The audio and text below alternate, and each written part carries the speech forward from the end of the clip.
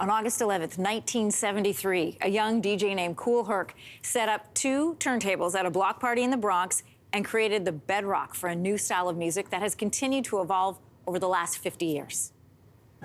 Now what you hear is not a test, I'm rapping to the beat. And me, the groove, and my friends are gonna try to move your feet. You see? Generations later, people are still moving to this music. You'll see this later. Rapper's Delight is an early example of hip-hop. It was written off as sort of a passing fad in the early days, but the combination of an MC and DJ mixing beats and melodies has become one of the world's most popular and most profitable genres of music.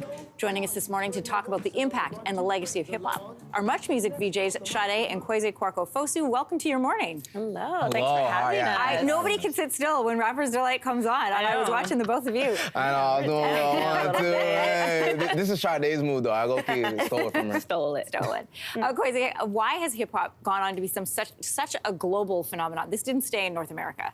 Yes, it went across the world. And the reason why it became so big is because there's so much emotion in it. There's so much creativity in it. There's so much art in hip-hop because look at how hip-hop is even integrated into other genres.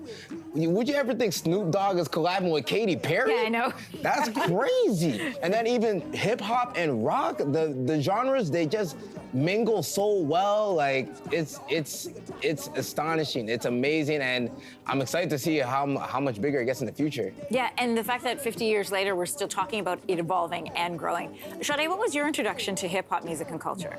Well, of course, I watched like MTV and BT like a lot of us. So I would see Eminem and like Destiny's Child, which they're R&B, but it's still kind of under the pillar of hip-hop. But I had a friend in middle school, and he sent me a lot of Tupac and Biggie, Immortal Technique, Lil Wayne. So that was my first introduction to those older OGs in hip-hop. And then as I was doing music journalism when I was kind of out of college, then I really started to look into, okay, like, who are the founding fathers of hip-hop, and it kind of brought up the conversation of what direction hip-hop is going into. So I wanted to see where it came from before we got And what to direction is hip-hop going to? Well, I feel like we're opening up now to other genres, like Kwesi was saying, we're mixing genres now, and also we're seeing a lot more women in hip-hop, which is really amazing, and we get to see a lot more stories being told. Yeah, and the cool part about women in hip-hop is the fact that hip-hop was originally about the message, right? And speaking about what was happening in community, and you see women doing that loud and proud all the time. Kwesi, which Canadian artist had the greatest impact on you in terms of hip-hop? See, that's a crazy question, but you hit me with the crazy questions early, because We do things early here at your morning. Yeah. There's so many that I could just talk about. Obviously, you know, you got to shout out Chaos, Maestro, Fresh West, so many legends that did it, but who is Canada's hip-hop ambassador?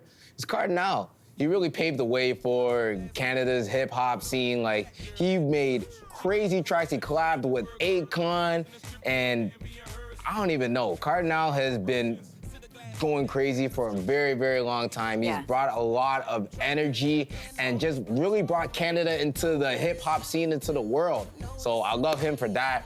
And what's crazy is that another artist named Chauclair, he had a big track called Let's Ride, and that song even hit US billboards. Yeah. Low-key, Cardinal produced that one. I didn't know that. Yeah, so that's crazy. Like, but the biggest artist right now who's really paved the way is Drake.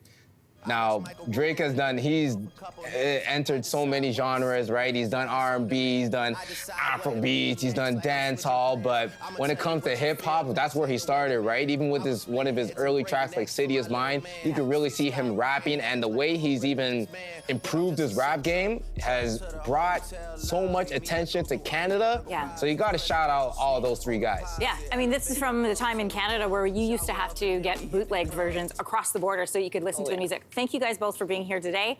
Happy birthday to hip-hop, and for more on the 50th anniversary, you can check out Much on YouTube and on TikTok.